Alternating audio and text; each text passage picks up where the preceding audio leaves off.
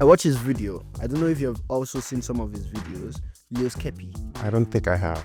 I think he's a gay guy, but he's jacked. So he goes, he's mixing between a macho way of talking, and then in between he just puts some sauce stuff in it. He has a lot of money and stuff like that. You know this guy, Leo's Kepi. Hello.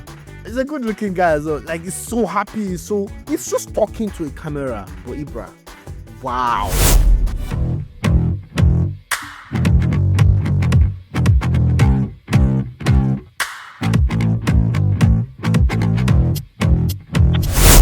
Kai Senat is currently running this streamer university thing, and I'm just looking at how big it has gotten and how many, the amount of streamers that wanted to be in that streaming university, the type of following they have, how much money they are already making. DDG, also a streamer, he was doing rap, but it came from streaming world or something like this.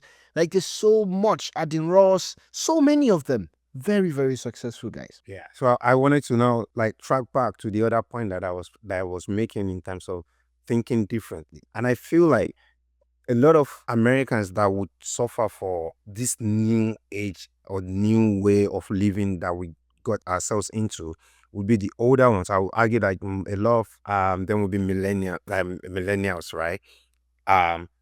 Because when you think about the streamers university as an example now, I thought, this is cool. But the idea itself, I went to Kai's website, I checked everything out, and it was like the way he designed the site was like applying to get into Harvard or something. And that's the change right there. Younger people embraces that.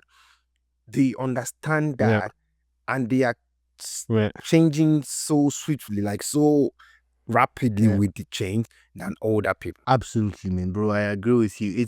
It's a big problem. Like, I saw the streamer university thing, and I just thought about it as content. But I know that younger people are seeing it as that's actually a route to wealth. That's actually a school. If I can get on streamer university, yeah, exactly. That's actually something that I have to participate in. Yeah. And they're so connected into how to do it. Like, even at work, right? I see some of my younger colleagues, and the way they do presentation now, the way they act in front of the camera and all that stuff is so fun and so nice to see. And I'm thinking, why am I so stiff? Why am I struggling to blend that into me as well? Because some of them are just so naturally. I don't know if you get what I'm saying. For sure. Like, naturally. Okay, there's this guy that I see. I watch his video. I don't know if you've also seen some of his videos. Leo's Kepi. I don't think I have. I think he's a gay guy, but he's jacked. So he's mixing between a macho way of talking, and then in between he just puts some sauce stuff in it. He has a lot of money and stuff like that. You know this guy, Leo's Kepi. Yeah. He's a good looking guy as well. Like, he's so happy. It's just talking to a camera. But Ibra, wow. Like, it's so fun to watch. It's just, I'm like, no, this is something. Now, it's not that I don't have it a little bit, because I've seen it that for even people that are older than me, I remember doing a video editing program with Deutsche Welle, DW. And I remember when we were writing our storyboard. So there is a standard way of running. Oh, you want to make a video, you have to draw your storyboard, and you really need to draw it, and blah, blah, blah, stuff like that. And I remember drawing my storyboard. My idea was simply, I'll put the camera, I'll introduce the video, and then just interview my colleagues. So my storyboard basically was a drawing of me in front of the camera saying something.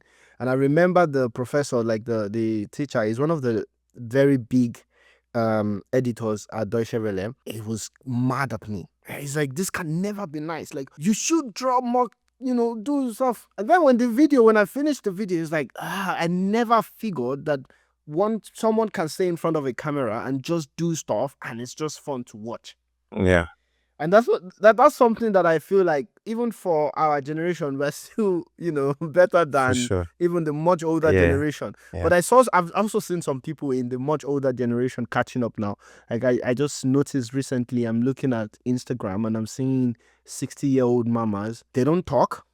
There's one that I saw recently, I forgot her name. She's not saying anything, but she started her fitness journey, and all she's doing is every day she's just picking a nice song and just dancing in front of the camera. But she's dancing, like she's dancing. And everyone's like, "Mommy, we love you. Mommy, you know, this Yeah. one as well now, she has cracked it." But that confidence to be in the front of the camera and do certain things, it's not that easy. I don't think it's even about the ease. I mean, there are two things we discussed, right? I feel like the first one is why like the younger generations are always sort of better in terms of technology use than the older ones. Mm. I mean, I think there is this bubble that you get into with your generation that as you grow older, you don't really see that you are getting behind, or you are then moving, you are taking the back seat gradually as time goes on because of changing life activities, I would argue. Then the younger ones, they are the ones that are still learning, they are still actively in school. So they are just absorbing all this information as they grow, and they don't even realize it. Like, it's the point you made. I would argue that an average 20-year or 19-year-old boy now can be a successful content creator without having to try like a 30, 35-year-old person. Average. Because they just have it. It's like it's part of their Yeah, life. exactly. They are still in the system. They are learning a lot. The other point that you raised, what was the two things that you were talking about? I lost my train of thought. I think I was mainly just talking about exactly the point that you made now, that they are much more connected to it. It's much more a part of their life, and it's just something that comes naturally to them. Oh, yeah.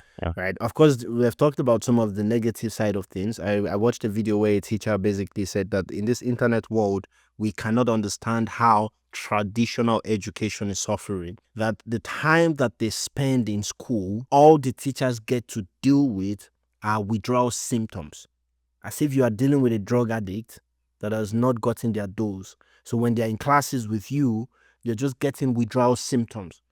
Lack of focus, no dopamine push, unless you package the content in a new way. Of course, a lot of people are arguing that maybe what should be happening is that education should change in the way they package the content.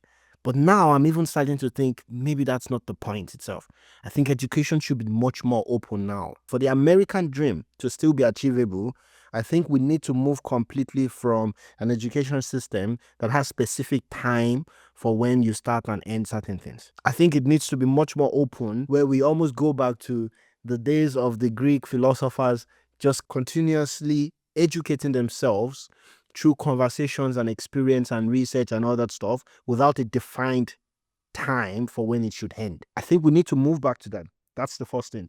And then when it now comes to the curation of the content, I think it should also be much more freedom to do it, such that everyone starts to take responsibility for the direction that they want to go much earlier, because the internet already allows them to do that today, right? And then school is more just now this rigid, forceful thing that, let them take their time. Let them, of course, it puts the burden on the parent, because you at some point you want your kid to go off on their own. So maybe that should still stay, so that it creates some pressure for the kids, but they can find what they need to do. And it's not to completely cancel what is currently existing, because, for example, certain jobs still require that if you still want to be able to prove to the medical schools that you should come in and be able to actually become a doctor, you still need those grades. But those should be very open, such that if I would study and be able to take the exam, well-curated exam, to be able to get into medical school 5 years earlier, I do it. If I need 20 years, all right, cool. Do you know what I mean? Just leaving it to the exams are there to be taken, but I guess this is also very far-fetched. That kind of drastic thing, a lot of people will push back on it.